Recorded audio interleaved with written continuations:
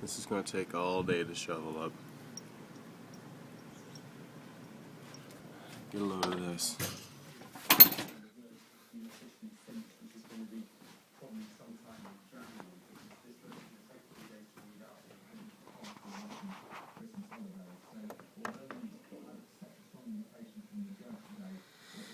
That's our shrubs, which are normally twice as tall as I am.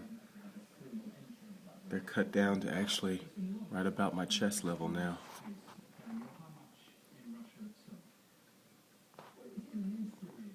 Beyond is a tree where that car's passing now. I don't know what it came off of or what happened, but it looks like that tree fell over. Somehow ours is still standing. What a shrub.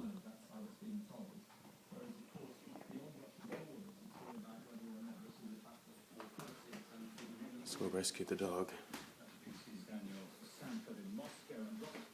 Oh yeah.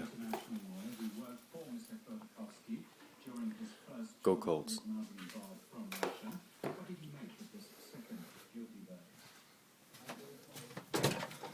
Oh, buddy.